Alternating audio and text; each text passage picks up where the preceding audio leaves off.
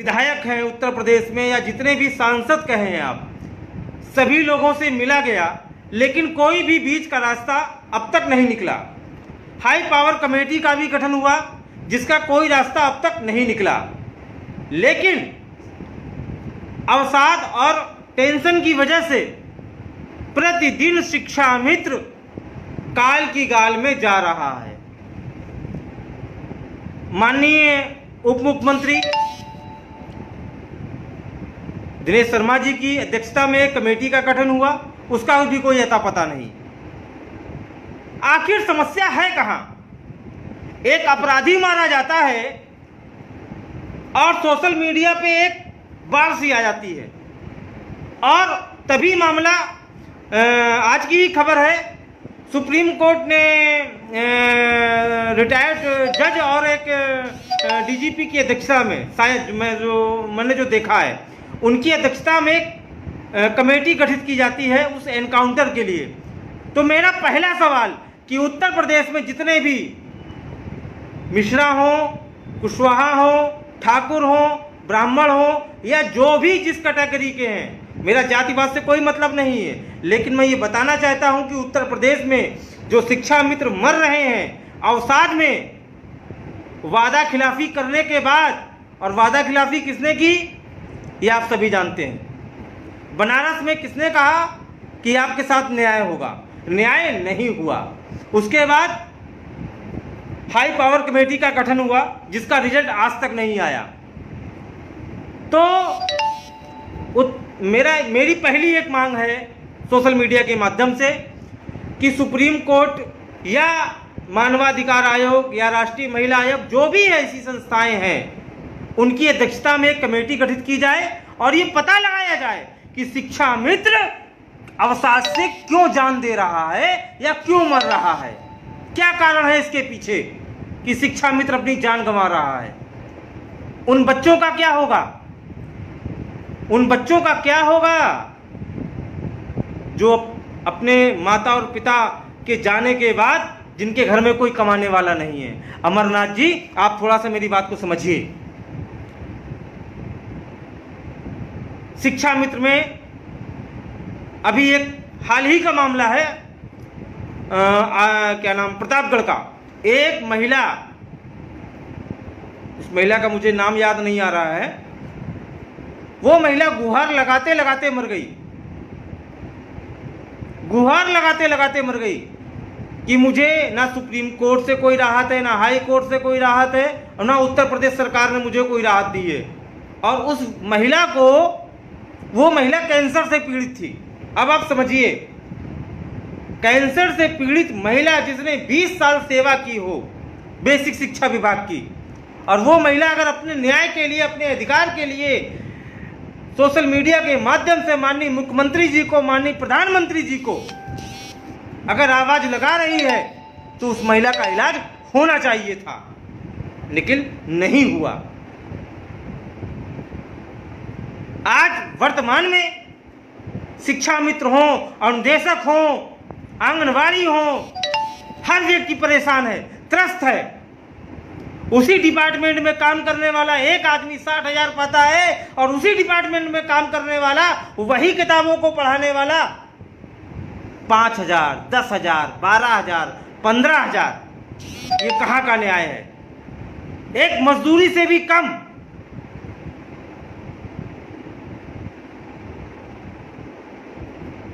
ऐसा क्यों? अभी कल एक बहन खत्म हो गई उन्नाव से, आंगनवाड़ी कार्यकर्त्री थी, आंगनवाड़ी। मैंने उसके परिवार से पूछा कि बेटा क्या हुआ? बोला सर कि मम्मी की ड्यूटी लगा दी गई थी कोरोना पीड़ितों की जांच के लिए। मैंने कहा अच्छा, फिर क्या हुआ? बोले सर वो मम्मी सर्वे कर रही थी और उनको जो है समस्या हुई तो घर आई, बोले कि बहुत थकान महसूस हो रही है। थकान होने के बाद उनको बुखार आया, उनकी जांच कराई गई। जांच कराने के बाद पता चला कि उनको कोरोना है, उनको जो है भर्ती कराया गया और वो लगभग 3 से 4 दिन बाद एक्सपायर हो गई। अब आप समझिए कि एक संविदा कर्मी की ड्यूटी कोरोना पीड़ित इस महामारी के दौर में लगाई जाती है, ठीक है, लगाना जायज है, हम हो आप हो, कोई दिक्कत नहीं है, लेकिन उसके पीछे सुरक्षा का सवाल है। सुरक्षा व्यवस्था कौन देगा?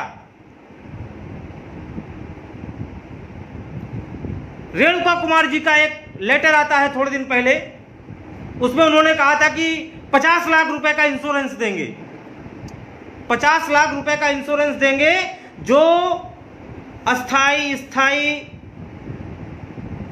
डेली वर्कर, संविदा कर्मी, जो भी लोग इस महामारी के दौर में कोविड-19 में लगे हुए हैं। आज उस महिला के परिवार से पूछिए जाके, क्या मिला? कुछ नहीं। माँ चली गई, पिता कुछ नहीं करते हैं, एक बेटा है परिवार में, घर कौन चलाएगा? तो ये जो समस्याएं हैं संविदा कर्मियों की, इन समस्याओं का निपटारा कैसे होगा और कौन करेगा और कब होगा? सरकार आएंगे, चुनाव के समय में आपकी समस्या रखी जाएगी, एक बहुत बड़ी रैली होगी और एक बहुत बड़ी रैली में बहुत बड़े मंच से वादा किया जाएगा कि संविदा कर्मचारियों की समस्याओं का निपटारा हम करेंगे। सरकार बनती है, उसके बाद कहीं कुछ नहीं। मेरे प्रदेश के समस्त संविदा कर्मचारियों से अपील है कि आप सभी लोग आने वाले समय में क्या 2020 चल रहा है, 21 में आप सभी लोग एक मंच पे आइए। मैं त्रिभुवन सिंह, प्रदेश उपाध्यक्ष, उत्तर प्रदेश प्राथमिक शिक्षा मित्र संघ, आपसे वादा करता हूं, वचन करता हूं कि गोली जहां लगेगी सबसे आगे मैं खड़ा हूंगा, सबसे आगे मैं खड़ा रहूंगा, गोली चलेगी तो। लेकिन समस्त संविदा कर्मचारियों को उनका हक मिलना चाहिए, उनका हक मिलना चाहिए। सम्मान दे, परिवार की सुरक्षा, मेडिकल, बीमा, ये सारी चीजें मिलनी चाहिए।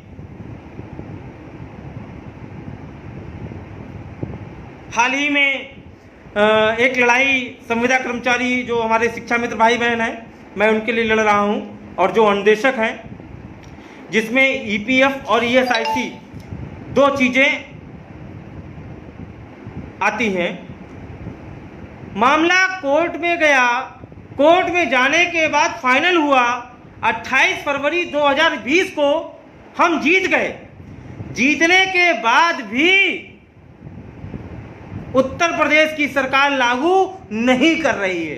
क्या कारण है? संविदा कर्मी मर जाए, आत्महत्या कर ले, आप यही चाहते हैं क्या कि संविदा कर्मी मर जाए? हैं?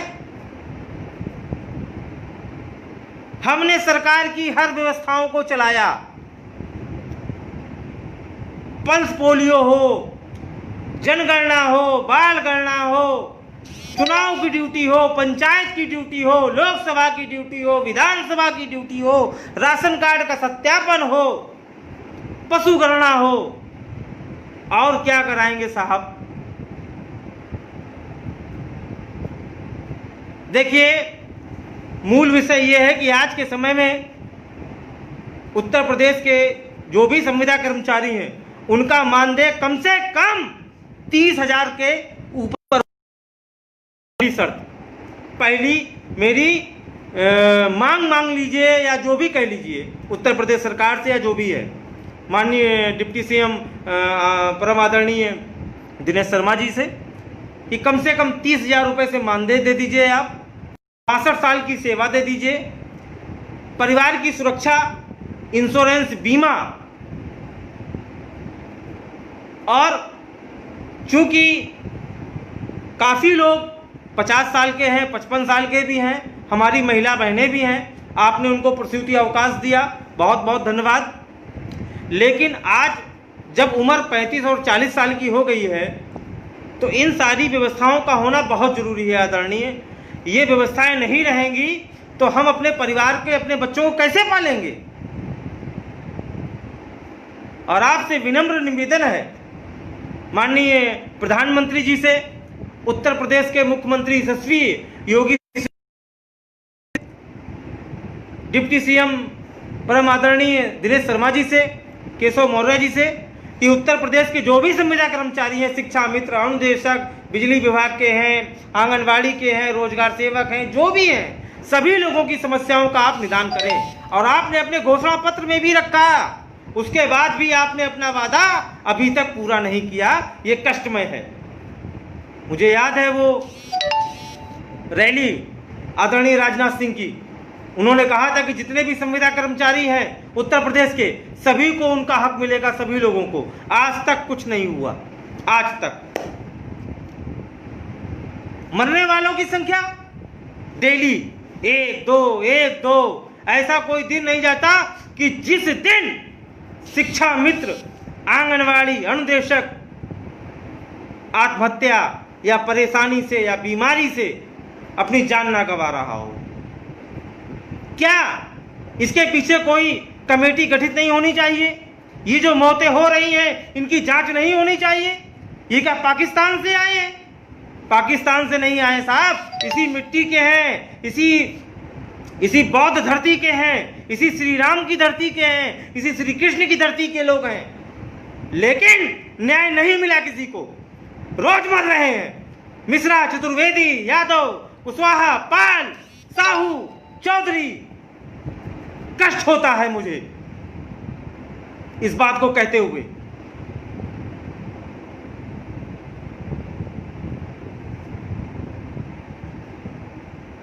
डेली कोई ना कोई अनहोनी हो रही है, डेली। ऐसा कोई दिन नहीं जा रहा है।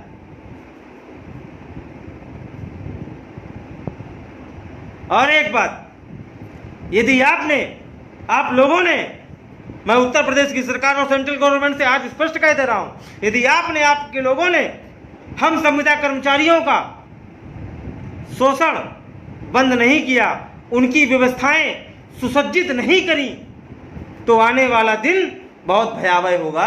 ये मैं आज कह रहा हूं, आज मैं कह रहा हूं सोशल मीडिया के माध्यम से।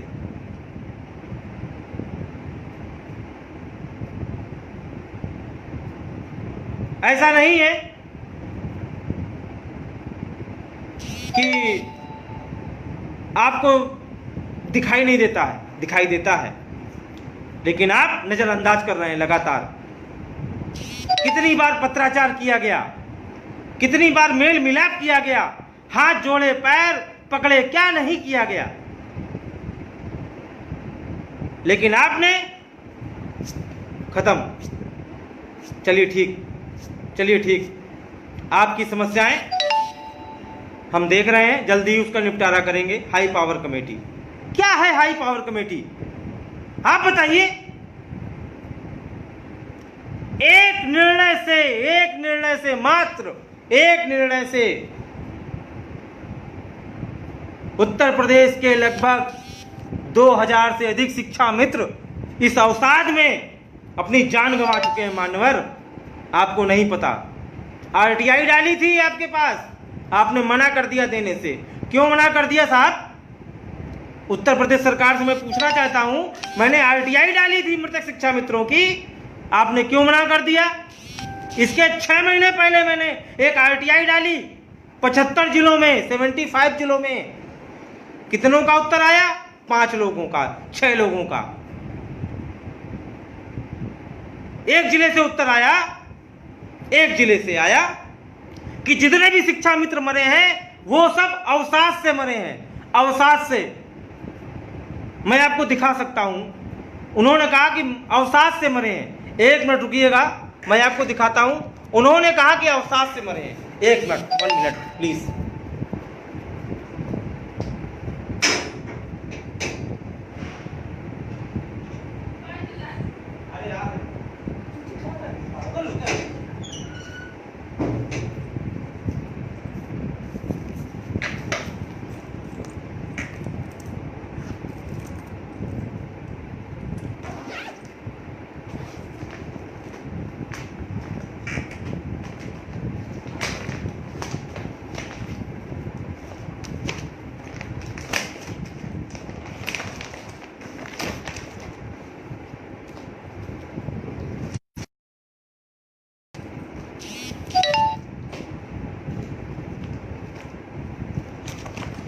आप लोग ऑनलाइन रहिएगा। आज मन हुआ तो काफ़ी कुछ बोलने का मन कर रहा है।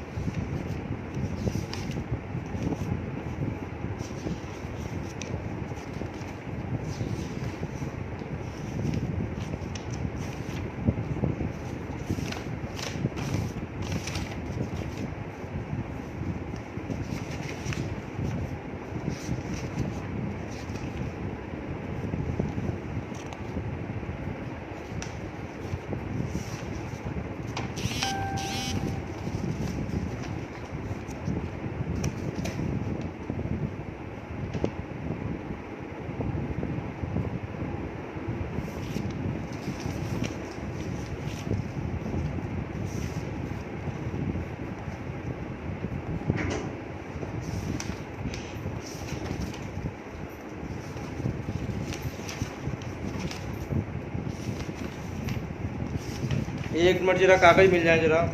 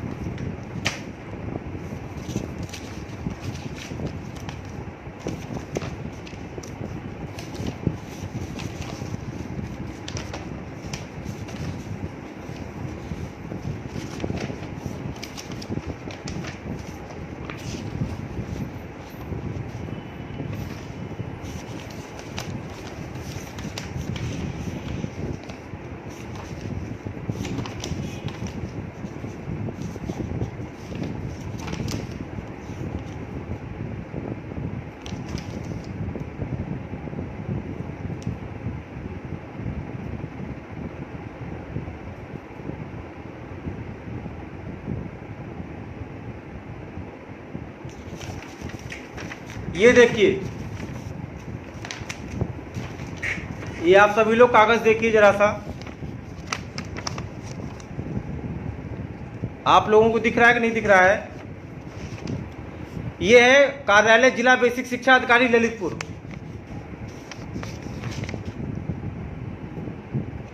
दिख रहा है आप लोगों को?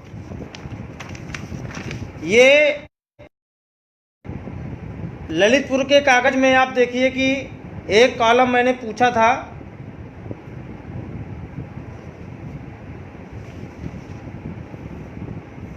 मृत्यु का कारण।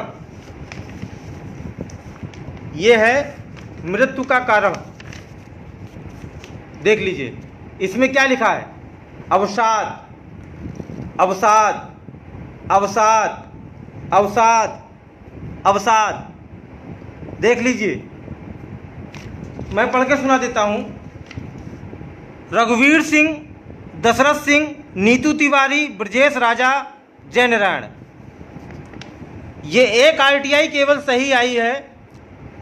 इसमें मैंने पूछा था शिक्षा मित्र का नाम, पति का नाम, जन्म तिथि, समायोजित, असमायोजित, मृत्यु का कारण, और ये सभी लोग समायोजित और असमायोजित हैं। मृत्यु का कारण अवसाद दिखाया गया है सभी का।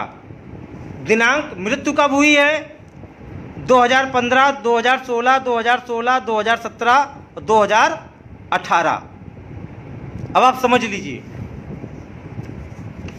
ये साक्ष्य हैं जिनको आने वाले समय में सुप्रीम कोर्ट में दाखिल करूंगा। सुप्रीम कोर्ट में तब देखता हूं किसकी ताकत है जो बचा ले। तब मैं देखता हूं किसकी ताकत है बचा ले। और मैं मांग करूंगा सुप्रीम कोर्ट से कि इस मामले में एक कमेटी गठित होनी चाहिए और कमेटी ये निर्णय ले और वो जाए पता लगाए कि आखिर उत्तर प्रदेश में इतने शिक्षा मित्र कैसे मरे, इसके पीछे क्या कारण है, किनका दोष है, कार्यपालिका का, न्यायपालिका का, किसका दोष है, ये पता लगाया जा सके।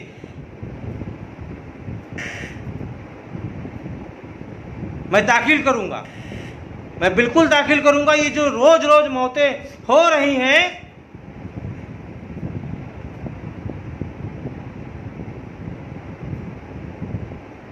ऐसा क्यों हो रहा है, इसके पीछे कारण क्या है। एक विकास दुबे की हत्या होती है और सुप्रीम कोर्ट उसका संज्ञान लेता है। ठीक है, उनके वकील गए, दाखिल किया, मामला क्या है क्या नहीं है, अपराधी था, मारा गया एनकाउंटर में, लेकिन कानून कहता है कि कानून के तरीके से राज चलेगा, कानून जिंदा है। अगर कानून जिंदा है, न्याय जिंदा है साहब, तो हमारे इतने लोग मर गए हैं, मर रहे हैं, संज्ञान लीजिए। मैं आज सोशल मीडिया के माध्यम से उन सभी संगठनों के नेताओं से और जो स्वयंसेवी संगठन बने हैं, मैं सभी से ये निवेदन करता हूं कि आप लोग इसको देखिए। ये मामला बहुत गंभीर है, बहुत गंभीर मामला है।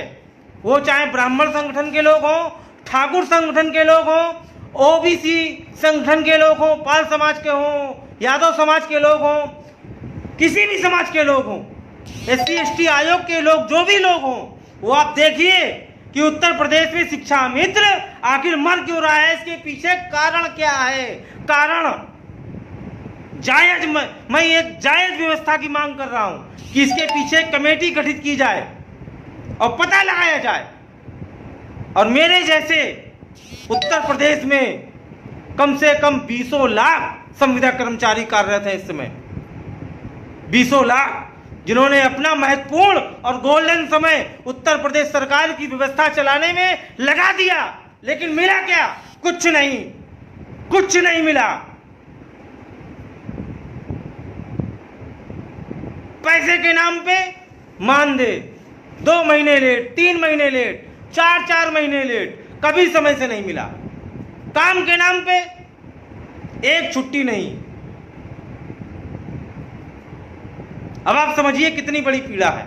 और आज इस सोशल मीडिया के माध्यम से मेरा पहला दिन था, हफ्ते में एक बार जरूर अब मैं सोशल मीडिया के माध्यम से अपनी आवाज़ को बुलंद करूंगा और बहुत कुछ चीज़ें हैं दिखाने के लिए, बताने के लिए। मैं सोच रहा हूं कि उसको नेक्स्ट समय में रखा जाए। ये एक 14 पन्ने का मामला है जो हाई कोर्ट में, जिस समय हाई कोर्ट की सिंगल बेंच ने EPFO कमिश्नर लखनऊ से कहा था कि आप इसका निर्णय कर हमको सुनाएं। लखनऊ EPFO कमिश्नर के यहाँ उत्तर प्रदेश सरकार के वकील और उनकी टीम जाती रही, मामला चलता रहा। ये 1 2 3 4 5 6 7 8, ये लगभग 9 डेटें हैं, 9 डेट, अलग अलग डेटों की कार्रवाई है, जिसमें ऐसा कोई भी कागज नहीं है कि जिसमें EPFO कमिश्नर उत्तर प्रदेश के सरकार के वकील से सहमत हुए हों। ये आप समझिए, ये सामाजिक सुरक्षा की लड़ाई है, सभी शिक्षा मित्रों की, अनुदेशकों की, और जो भी कर्मचारी हैं, जो लोग आएंगे उनके लिए भी लड़ाई हम लड़ेंगे। किसी भी ऐसा कोई पेज नहीं जिस मामले में वो सेटिस्फाइड हुए हों वकील जज साहब। ये सारे कागज हैं मेरे पास, सारे कागज, चूंकि समय कम है और मैं शब्द नहीं है कहने को मीडिया है इतना गुस्सा और क्रोध भरा हुआ है कि क्या बताया जाए। इतना गुस्सा है। वादा करने के बाद भी सरकार सुन नहीं रही। क्या कहा जाए भाई। तो अब आप लोगों से विदा चाहता हूँ।